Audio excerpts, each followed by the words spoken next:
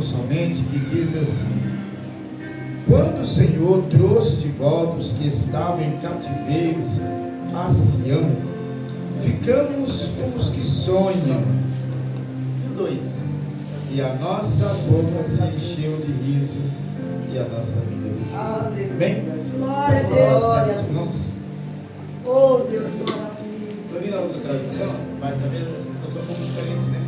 Esse aqui ela diz assim: quando o Senhor restaurou a sorte de Sião, né, ficamos como os que sonham. Mas as de vocês estão um pouco diferente, né? Quando o Senhor trouxe de volta os que estavam em cativeiros, né? E voltaram para Sião. Irmãos, eu estava meditando nessa palavra. Hoje eu tive um dia bastante assim, ocupado, né? Trabalhando lá em casa, eu fazendo só comandando, né? Faz isso, faz aquilo. E Fala, Deus.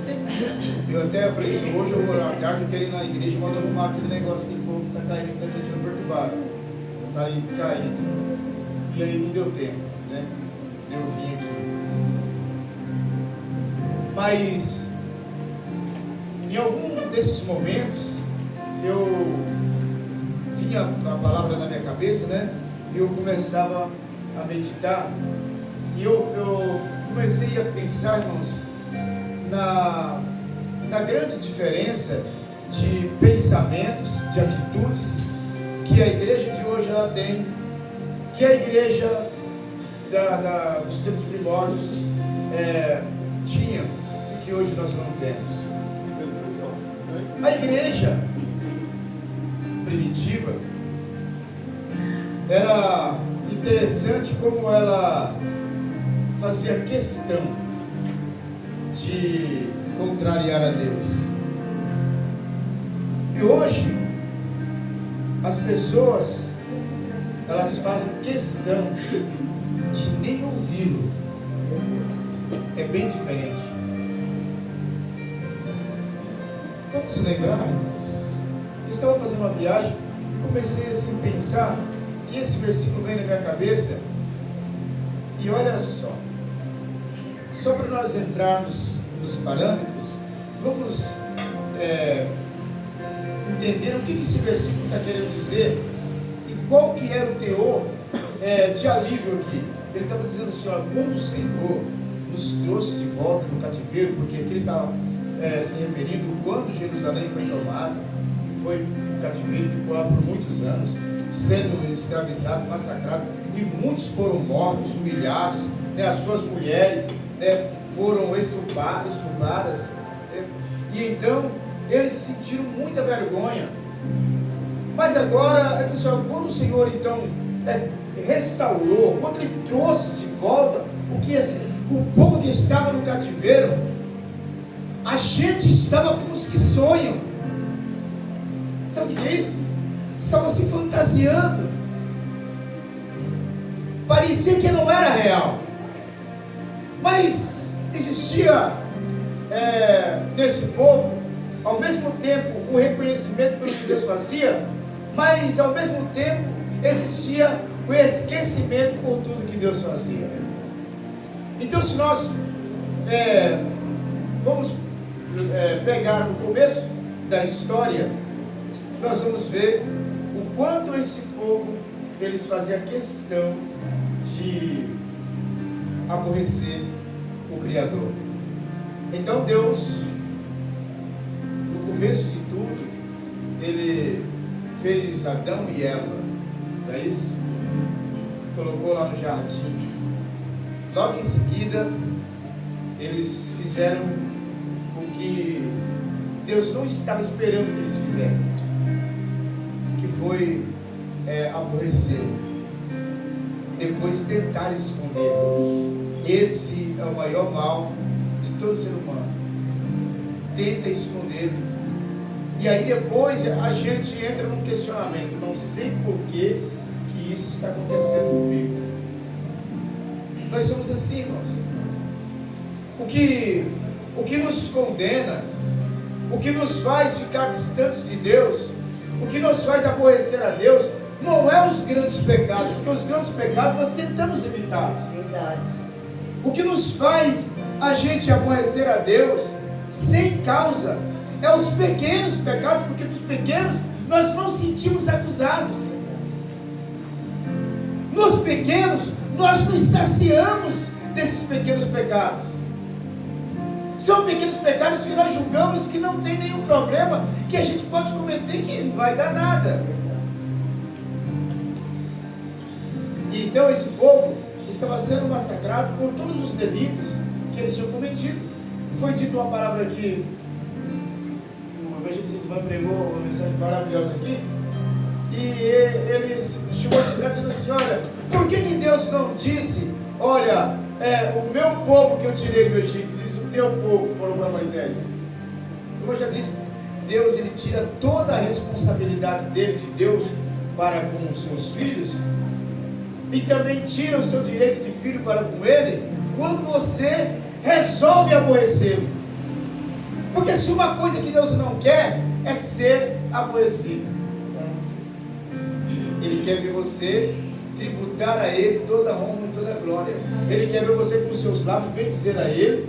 Ele quer ver com você com os seus lábios agradecer a Ele pelo que você recebeu de suas mãos. Mas acontece que nós não estamos dispostos a agradecer e nem menos reconhecer o que Deus faz conosco.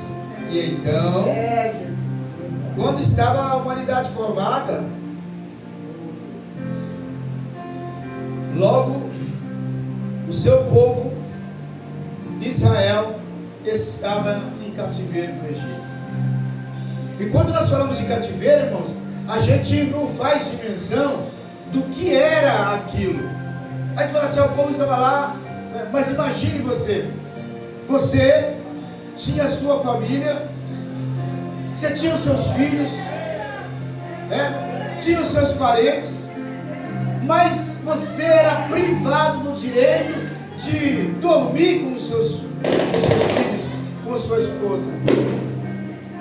A comunicação ela era cortada, você não tinha o direito de estar se comunicando.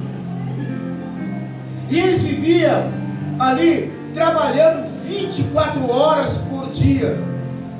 O tempo de sono deles de repouso era aproximadamente de 2 a 3 horas, não mais do que isso.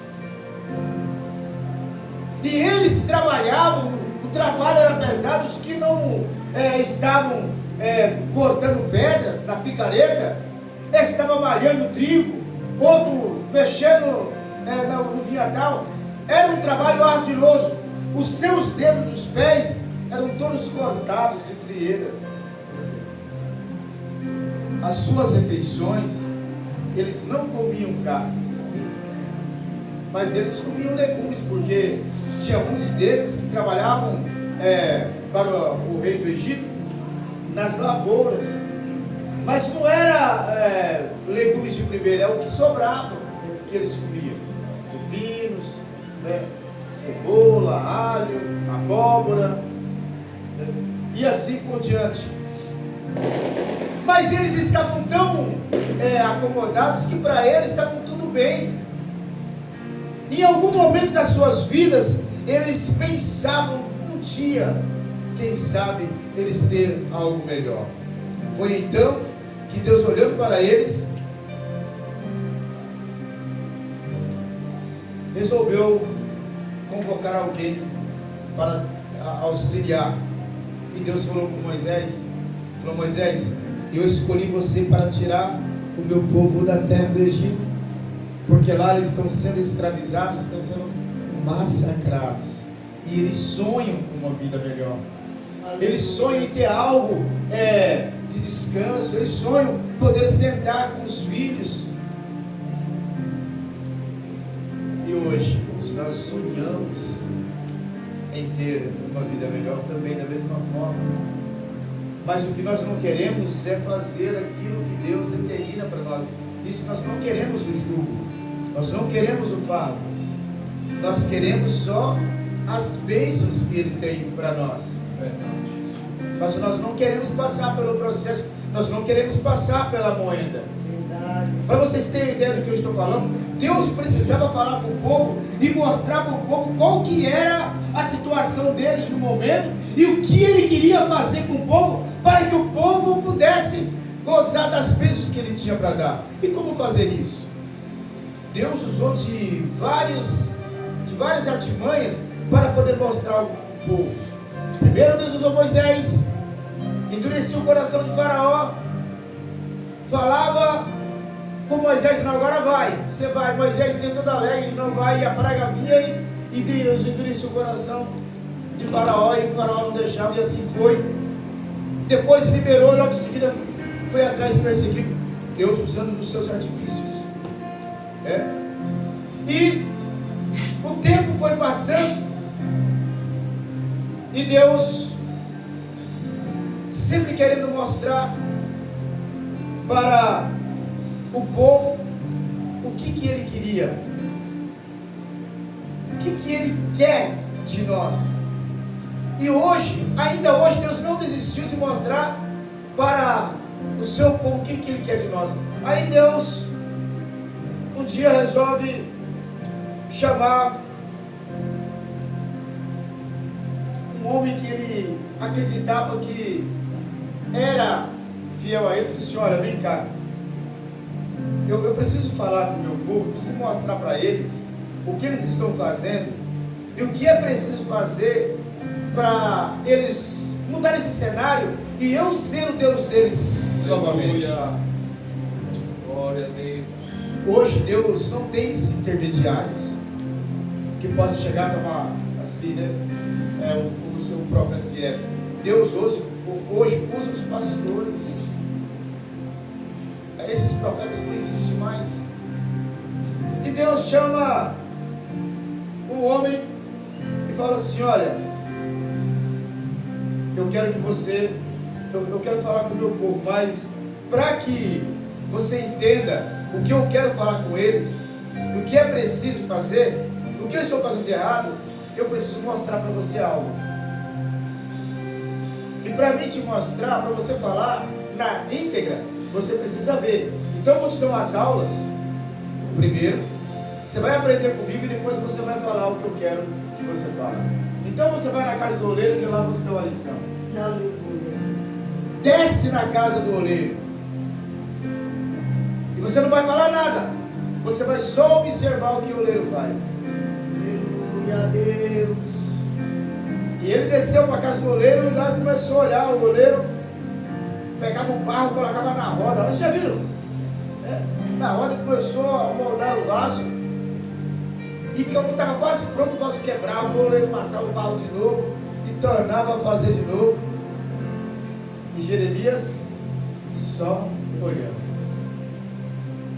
Foi uma aula, creio que aproximadamente de um dia, ele observando tudo que o oleiro fazia. Olha só, irmãos, não foi só a moldagem, só formando o vaso, foi a modelagem toda, e depois ele observando como que se alisava aquele vaso, como que tirava aquela crosta.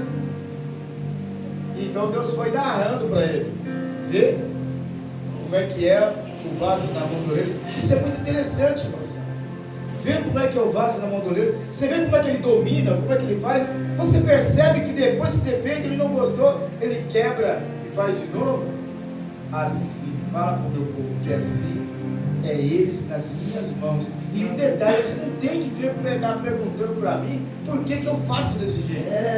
Aleluia. A mania que nós temos de questionar: não sei por que isso está acontecendo comigo. Nem precisa saber, porque Deus, ele sabe o que faz. Aleluia. Aleluia, Jesus. Nós temos a mania de, em vez de falar assim: Deus, eu dou graça ao Senhor, porque embora está acontecendo tanta coisa, mas o Senhor está me mantendo firme. Em vez de nós termos o diálogo com Deus, nós já chegamos fazendo com que Deus se aborreça ainda mais. Não sei por que isso está me acontecendo. Sabe o que acontece? Nós começamos a cobrar a Deus por algo. A gente começa a cobrar a Deus, parecendo assim: o que nós estamos fazendo é super demais. E não tem nada de super no que nós fazemos. A gente chega já cobrando a Deus. A gente tinha que pegar o exemplo de Jó, não é isso? Eu não tenho nada, não pensei nada. A gente chega aqui a cobrar a Deus, não sei por que está acontecendo, porque, olha só, eu vou na igreja, e daí? Eu fico imaginando isso, falando assim, mas e daí? Eu dou oferta na igreja, vê que eu faço isso, eu faço aquilo, né? Eu dou dízimo na igreja, e por que isso, com coisa assim, olha, eu estou fazendo tudo de muita coisa, e por que o Senhor deixou eu passar por esse processo? Se eu estivesse fazendo tudo, e mais um pouco, eu não estaria fazendo nada. Mas o engraçado, irmãos, que Deus nunca desistiu de querer mostrar para o povo os seus planos. Verdade, Jesus. Aleluia. Quando Ele tirou Israel do Egito, Ele tirou Israel do Egito através de Moisés e disse para Moisés: Moisés, você vai só seguindo as minhas orientações. Olha, o caminho, irmãos, digamos que era isso aqui, ó. Sair daqui do Egito, nessa direção, um caminho de uma semana mais ou menos, vamos dizer assim, uma semana, 2 semanas, eles já estavam para onde precisariam estar. O que Deus fez? Tirou e começou a rodear. Demorou o quê? 40 dias e 40 noites. Porque Deus precisava mostrar algo para eles. E o povo saiu todo como os que sonham. Graças a Deus, né? Agora sim, liberdade. Sabe o que eu sabe daqueles pulinhos? Estamos livres. É isso que nós fazemos. Quando a gente consegue comprar uma geladeira nova, quando a gente consegue comprar um outro carro, oh, glória a Deus e tal, mas não demora muito, a gente já está reclamando. Comprei essa geladeira, mas me arrependi. Não sei aonde estava com a cabeça que eu fui comprar esse carro, mas só que no dia que a gente compra, a gente vem testemunha e fala assim: irmão, Deus me deu. Mas se foi Deus que deu, não era para mim estar contente, satisfeito? Tem muitos que olham para o marido, olham para a esposa. Não sei onde eu estava com a cabeça o dia que eu aceitei me casar com você.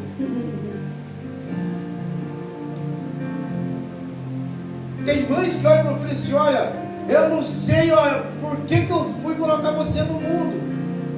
E Deus só vai anotando. Não tem ninguém criticando aí? E Deus escrevendo? Você fazendo isso, Deus escrevendo. Deus vai escrevendo tudo que você faz. Então, o povo começou a caminhar, cantando a liberdade. Diz a Bíblia que Miriam, quando atravessou o mar, Miriam cantou, né? Não sei se é o louvor, mas tem aquele louvor que diz assim: Israel saiu do Egito, foi a ordem que Deus me deu, chegando no mar vermelho, todo Israel temeu. Miriam cantou dizendo: só o Senhor é Deus, chegando do outro lado, todo Israel. Mas uma coisa assim, as pessoas cantaram, né? E olha o refrão: só o Senhor é Deus, só o Senhor é Deus. E nós cantamos, mas dali a pouco a gente já descanta o que nós cantamos, a gente se aborrece, e o povo começou a entender que para eles era melhor estar aonde eles estavam. É por isso que Deus às vezes faz uma comparação e fala assim: meu Deus, mas que comparação é essa, senhora? A pessoa que recebe a palavra, que ela tem conhecimento, e ela volta a fazer o que ela faz, é como uma porca que você dá um banho dela e ela volta de novo, ou como um cão que vomita e depois ele volta a comer o vômito. É próxima oração. Aí Deus pega e fala assim: olha, o povo está querendo carne, eu vou dar carne. Eles estavam reclamando de uma coisa que eles não tinham direito lá no Egito, mas agora, só porque eles foram libertos, eles queriam. A gente não quer, mas olha só, irmãos, o privilégio que eles tiveram, eles comeram algo que nem um ser humano na vida nunca comeu, uma comida que veio do céu. O maná, que nós não sabemos na realidade o que era, mas diz que era algo suave, meio adocicado, caiu do céu. Foi Deus que, sabe, elaborou, né? Foi Deus que fabricou, as próprias mãos de Deus. Estou mandando maná para esse povo comer. Eles catavam e comiam. Mas depois, o que eles disseram? Moisés, a gente não quer mais, olha só, nós não queremos mais esse maná. A gente quer carne. Deus se irou. Sim, então falou: seu Moisés, é carne que eles querem? Fala para eles que no final da tarde eles vão comer, que vai sair pelos narizes. Está entendendo? E quando foi à tarde, Deus fez chover, codorna, que foi para tudo quanto é lado. E a alegria foi tanta, irmão. Daqui a pouco eles estavam todos entediados. Mas Deus, Ele sempre quis mostrar. Eu estava falando de Jeremias, que Deus fez ele descer lá na casa do oleiro, e Deus começou a mostrar para ele o processo como que é, para que o povo entendesse assim: olha, não queira me questionar naquilo que eu faço, só siga a rota. Aleluia. Aleluia. Às vezes nós queremos confrontar o nosso Deus, querendo mostrar que nós sabemos mais. Sabe aquele itinerário que você coloca no GPS? Esse, já falei sobre aqui, né? Você coloca assim: não, eu vou para Camboriú, Santa Catarina. Coloca lá, Camboriú, Santa Catarina, rua tal. Aí o GPS traça o seu caminho. Aí quando você começa a você fala: não, mas esse caminho aqui é meio longe, eu vou pegar outro. Aí você sai fora, o GPS fala assim: retorne, faça o retorno e volte, né?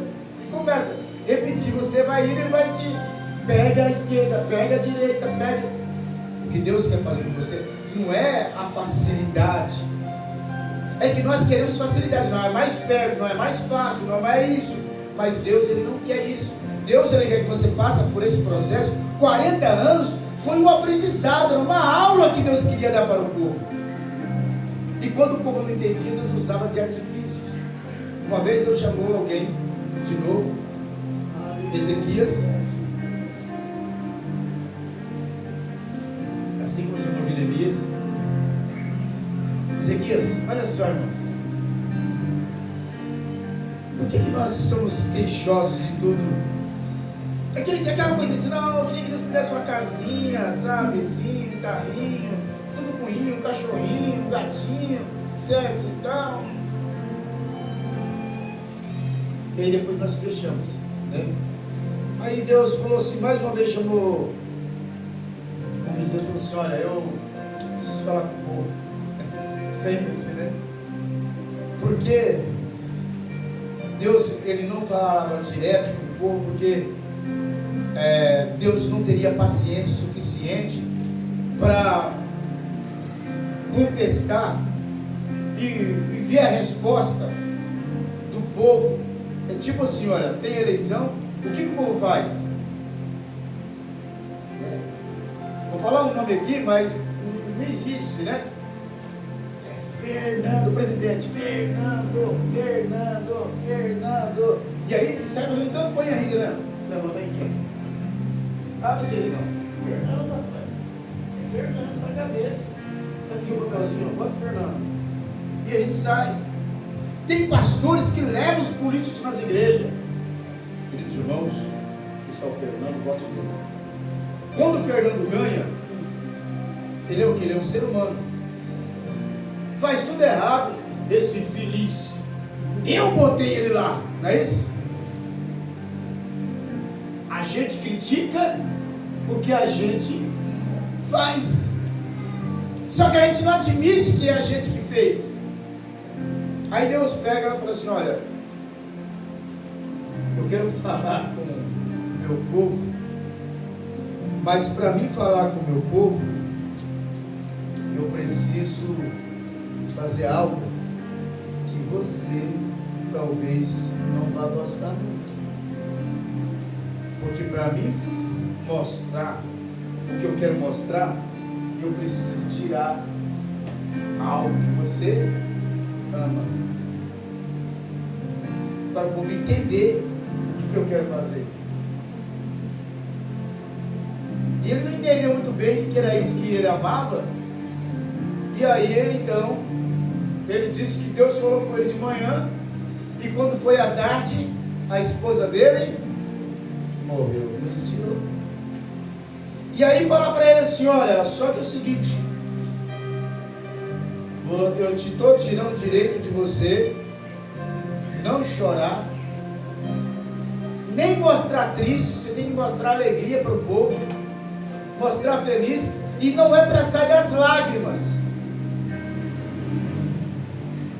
porque é isso que eu quero que o meu povo entenda, que no meio da dor eles não podem mostrar abatido, porque Provérbios ele diz assim: olha, se te mostrares frouxo no dia da tua angústia, a tua força será pequena.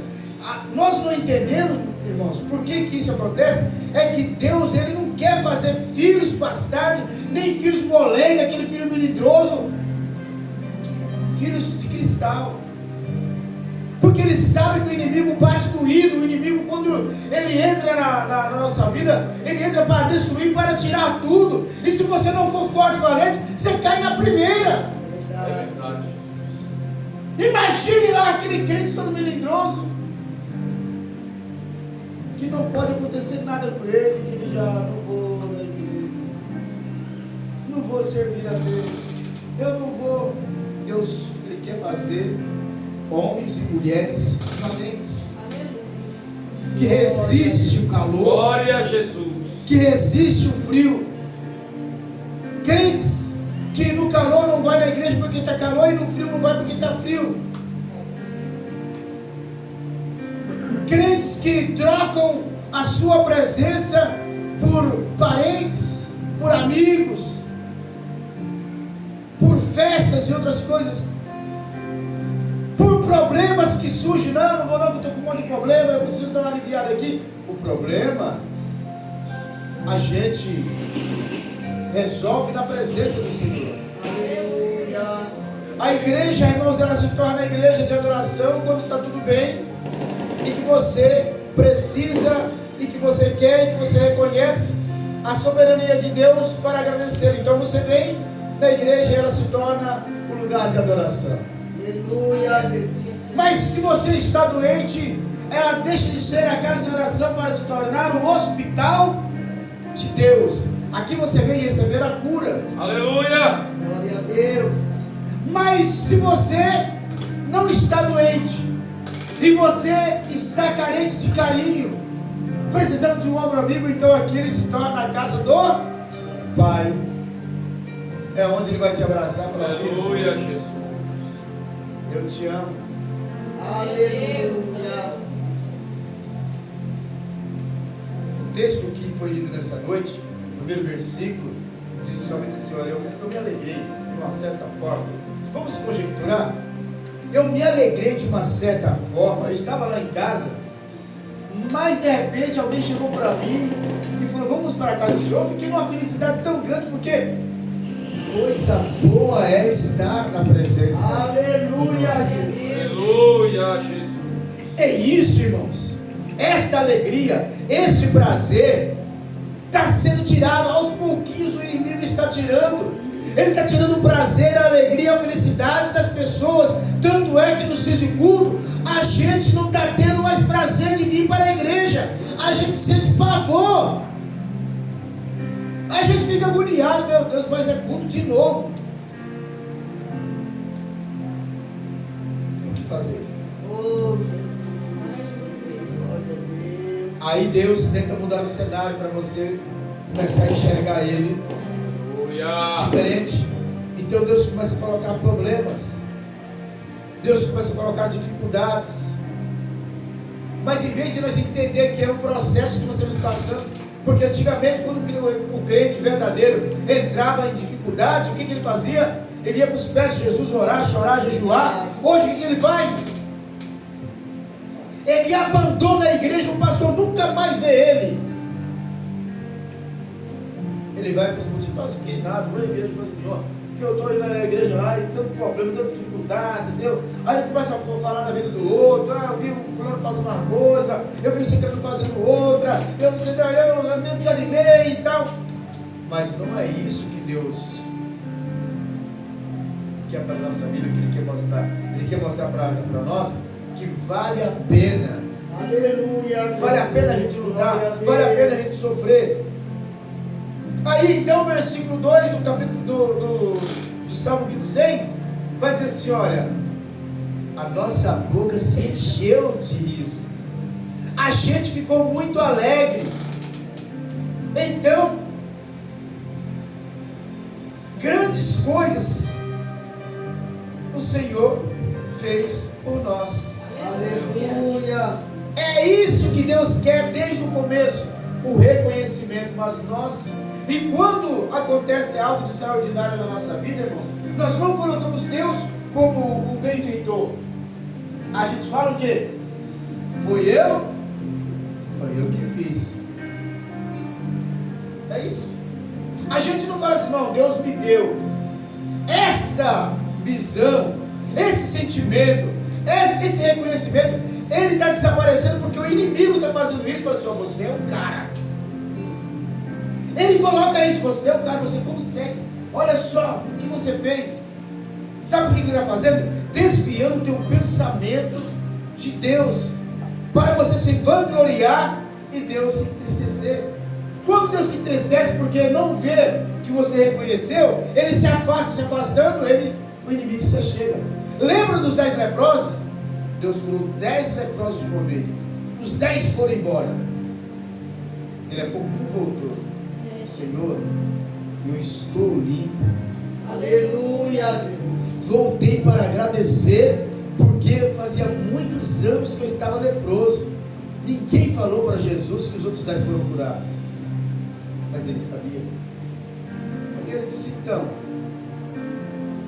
não foi 10? Por que só você voltou? Para você ver o tanto que Deus faz questão que nós reconhecemos. Eu já falei aqui, já preguei várias vezes, da insatisfação que existe exageradamente dentro de nós, daquilo que acontece e daquilo que Deus proporciona para as nossas vidas. Se eu estou gordo, eu quero ficar magro. Se eu estou magro, eu quero ficar gordo. Não é isso?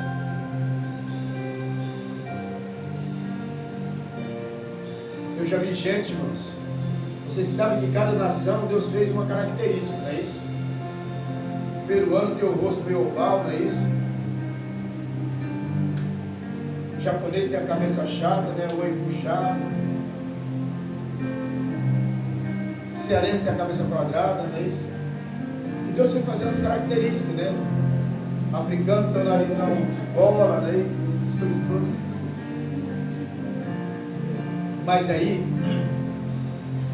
tem aqueles que ele não está contente do jeito que Deus proporcionou para ele. Ele não nasceu japonês, mas ele quer ficar. Ele vai ao tal do fio russo. Eu falar, Daniel, fio russo. Eles colocam um fio aqui na pessoa, aí puxa para cá assim, a pessoa fica assim, ó. Só que tenta fazer isso para você ver só. Como é que você fica? Você fica vendo vesgo. É a sensação que você está com diplopia. As pessoas mudam aqui, Deus olha para você, mãe. Hã? Você pode falar assim, não, sou eu. Senhor.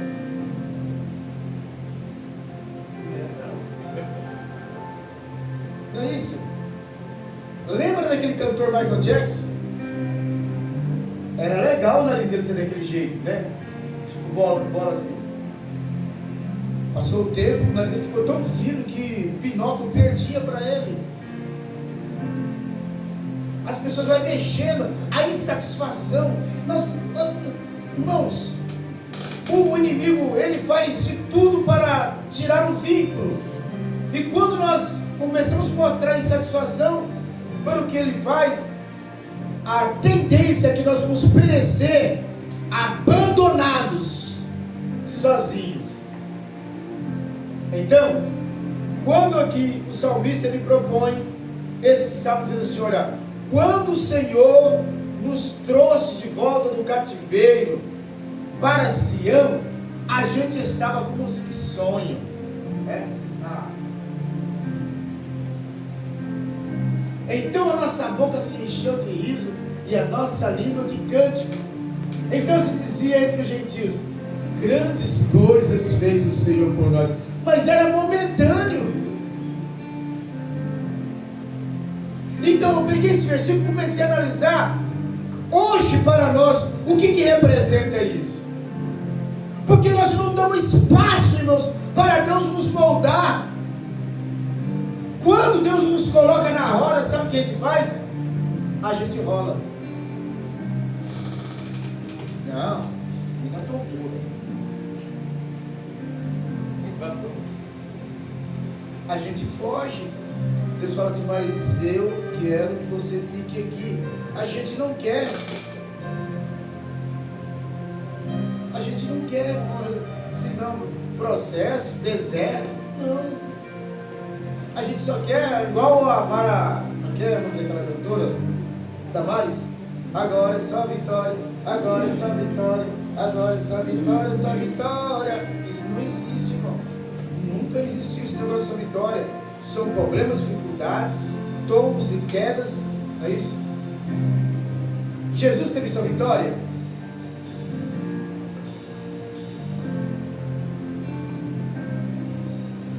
Foram muitas quedas, muito sofrimento, apanhou de monte. Fico imaginando, irmão, Jesus sendo Deus, tem que suportar a pessoa chegar e bater na cara de Jesus. E ele suportar ali, porque ele tinha que passar por aquele processo, aceitar. Nós não queremos aceitar, mas o maior exemplo deu Jesus. Tenta trazer isso para a realidade de hoje. Imagina Jesus, sendo Jesus e apanhando. Outra pessoa chegou assim, ó: ah, você é Jesus? Cuspindo na cara dele. Aceitar aquilo. Bom, para nós finalizarmos, vamos entender então o restante desse Salmo 126, porque é maravilhoso. Continuando do versículo 2: então a nossa boca se encheu de riso e a nossa língua de júbilo. Então entre as nações se dizia: grandes coisas o Senhor fez por nós. Com efeito, grandes coisas fez o Senhor por nós, e por isso estamos alegres. Alegria. Essa alegria, ela tinha que ser contagiante, ela não poderia faltar, e ela não pode faltar, porque quando a alegria ela falta, a tristeza entra, e na tristeza eu aborreço a Deus com as minhas atitudes, com o meu descontentamento. O que Elias fez? Elias estava todo eufórico, não é isso? Zombando do inimigo. Clama mais um pouco aí. Elias, estava tirando a carne do dente, né? Leva a unha. Ó, você deve clamar mais alto, porque acho que ele deve estar viajando. Mas depois o descontentamento de Elias fez com que ele fosse se afastando de Deus. E o versículo vai continuar. Versículo 4 vai dizer o seguinte. Vamos ler aqui nesse aqui, porque na minha Bíblia está muito diferente. E versículo 4, é isso?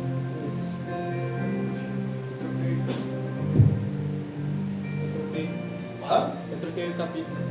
Salmo 126. É que eu cliquei no Leandro sem querer. Ah, tá. Versículo 4.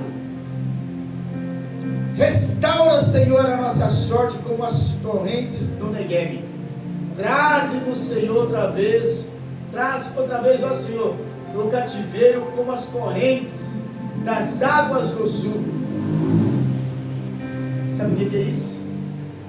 O desejo de sentir alívio na sua alma, sentindo que eles já estavam totalmente exaustos e eles queriam muito isso. E o versículo 5: os que semeiam, muita gente só pregando isso aqui, não é isso? Os que semeiam com lágrimas e tal, mas não leram o processo. Os que semeiam com lágrimas, com júbilo ceifarão. Aqui era dores. Quem sai andando e chorando enquanto semeia, voltará com júbilo trazendo os seus feixes. Ou seja, eu vou plantar, eu vou semear, mas só que eu sei que eu vou colher. Lembra do Salmo? O choro pode durar uma noite. Por que usou esse termo uma noite? Já experimentou ficar acordado durante a noite toda? As primeiras horas é maravilha, não é isso? Mas depois da segunda, da terceira hora em diante, por mais que você queira, o olho ele vai, é uma coisa incrível. Você quer saber dominar, mas daqui a pouco você está assim, ó. Aí você abre um, o outro fecha, aí você abre o outro fecha, e daqui a pouco aquele apagão, não é isso? Então, a noite ela é considerada momentos, para quem está passando dificuldades, momentos cruciais. Então pode durar uma noite, é causticante, é laborioso, mas pela alegria, pela manhã, é alegria. Então, irmãos, volto a repetir, o Salmo 22 que foi lido nessa noite aqui, ele tem essa característica de pessoas que reconhecem, né, o que Deus faz, como diz, alegrei. Eu me alegrei. Você se alegrou quando falava para o hoje a gente vai para a igreja? Muitas vezes nós não sentimos essa alegria. Os cultos de segunda-feira que nós temos aqui é culto só que a gente vem dobrar o joelho e falar com Deus. Mas vocês ficam alegres de vir para esse culto? Às vezes nós vemos para o culto só por obrigação mesmo. Eu vou porque tem que ir. Mas não deve ser assim. Ela, alegrei quando saímos para a casa do Senhor. Então, eu deva entendermos que não sou eu que dirijo a minha vida. Não sou eu que escolho o que vai acontecer comigo, o que não vai acontecer. Não sou eu que deva dizer para Deus, não vou ficar doente esse mês, hein, Deus? Não vou ficar doente esse ano, não quero problema, não quero dor de cabeça, não quero ninguém me perturbando, e eu não quero que meu cachorro lata. Eu quero tudo zen. Se possível, que o meu marido vá viajar e fica 30 dias fora. Não é você que vai ditar as regras. É Deus que vai dizer assim, olha, eu já tenho um combo montado para você. Só que esse combo que eu montei, eu tenho certeza que ele vai surtir efeitos. Ele vai ser benéfico. No começo você não vai gostar. Mais uma vez eu quero falar para os irmãos, finalizando, mostrando as regrinhas de Deus. Deixa eu Ezequiel por Ezequiel. Você vai falar. Só que para você falar, você precisa entender. Eu vou te dar um livro para você comer. Você viu isso? Você vai comer ele, no começo ele vai ser amargo como fel. Mas depois será doce como mel. que Deus está querendo dizer assim, olha, no começo, tudo é difícil, mas você tem que ser valente. É porque Deus quer formar cabra macho, homens de verdade. Aleluia, Jesus. Não foi assim que ele falou para Abraão? Abraão, anda na minha presença e ser perfeito. Mas essa perfeição, nos dias de hoje, está muito longe da realidade, porque nós não queremos aceitar os preceitos de Deus. Nós não queremos, irmão, para nós servir a Deus nos dias de hoje, tem que estar tudo bem. Não pode, primeiramente, não pode estar chovendo, nem muito frio, nem muito calor. O marido não pode brigar comigo, nem a mulher pode brigar com o marido. E se brigou, já é. O filho não pode me aborrecer, também não posso estar cheio de serviço. Não posso estar muito cansado, não posso estar com dor na batata da perna. Se eu tiver com dor de cabeça, eu vou mandar mensagem para o pastor, eu não posso ir na igreja hoje porque eu estou com dor de cabeça.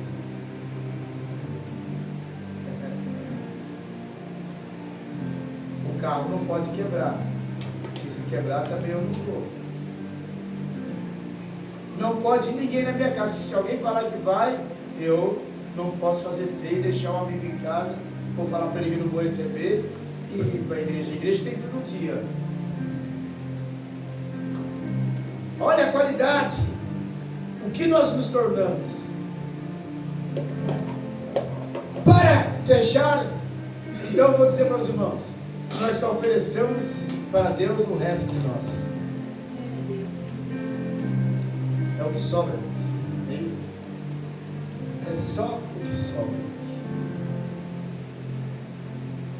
Ah, se tiver tudo bem, eu vou. É assim que nós servimos a Deus, e a gente quer cobrar a Deus ainda. Não sei por que isso está acontecendo, porque eu tenho sido justo, tenho ido na igreja, tenho isso, tenho aquilo. Irmãos, eu acredito que nós teríamos que pegar exemplo. Não vou falar de grandes homens não, mas de uma pessoa simples que foi citada uma vez só na Bíblia.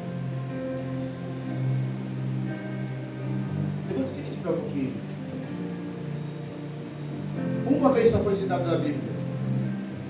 2 em pé. Um que olhava para o céu, acho que a cabeça só assim, ó. Ele julgava que ele não era digno de olhar para cima. E o outro falando assim: ó Deus, eu aqui, ó, eu dizimo, dou oferta, dou esmola, vou no templo, adoro, faço tudo que o Senhor fala. Não sou como esse publicano aí, esse miserável. E o publicano batia no peito e dizia: ó Senhor, eu não sou digno nem de olhar. Não sou digno nem de olhar. Vê a diferença? Nós temos que pegar exemplo com esse camarada. Foi citado uma vez só na Bíblia: Senhor, tem misericórdia de mim, porque eu não sou digno nem de olhar. Teve um que chegou e falou: Senhor, vai na minha casa, porque eu estou com uma pessoa doente lá, à beira da morte. Teve outro que chegou, o Senhor falou: eu vou na tua casa. Não, de jeito nenhum, o Senhor não precisa ir. Só fala uma palavra, porque eu não sou digno que o Senhor entre debaixo do meu telhado. Mas se o Senhor dizer uma palavra, eu tenho certeza que a minha criada ela vai sarar. Aleluia. Glória a Deus. Ele disse: vai, a tua fé. Aleluia, Jesus. Se salvou. E ele foi, chegou lá, a criada já estava bem. Falou assim: que hora mais ou menos foi isso? Para ele fazer a comparação da hora que ele falou com Jesus. Homens que serviram, que se dedicaram. E hoje, irmãos, a gente está dando uma mixaria. A gente começa logo para a nossa oferta, não é isso? Eu sempre falei isso. Pode ver. O que os crentes, o que as pessoas fazem hoje? Ele enfia a mão no bolso, na hora da oferta, as grandes não são as primeiras notas? E eu já vi pessoa fazer assim, ó. O final é de 5, lá no meio está de 5, não tem de 2.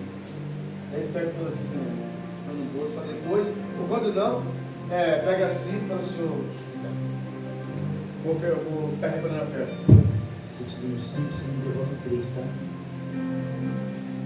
Porque ele não tem fé para ofertar. É tudo que a gente faz, sabe, irmãos? Serva ela, pegou ela de R$1, de 5, de 10 centavos. Ele pega as mais pretinhas, que as brilhosas, fala assim, tá bonito, beleza? A gente faz sempre tudo, irmãos, do pior. E nós queremos cobrar o melhor. Fazemos o pior e queremos cobrar o melhor. Chega na igreja, irmãos. Entra. Senta. Não abre a boca para adorar. Não lê a palavra. Não recebe a palavra. Não ouve. Se perguntar qual foi a mensagem hoje. Rapaz, me deu um branco aqui. Foi Isaías? Não, Malaquias. Não foi. Demonstra que nós não alimentamos durante esse alimento. Que palavra! Né? Não sabia que Jeremias tinha passado por esse processo. Como foi a mensagem do ministro na sexta-feira? É isso? Que foi lido em what? Êxodo 30 e 33. Né? E aí a gente fica remoendo, oh meu Deus, que palavra. Olha só o processo. Mas é porque, irmãos, a gente só quer colher. A gente não quer semear. A gente não quer carregar o que nós colhemos. A gente quer que outro pegue e coloque para nós. Não é isso? Vamos aplaudir Jesus? Glória a Deus. E acredite, irmãos.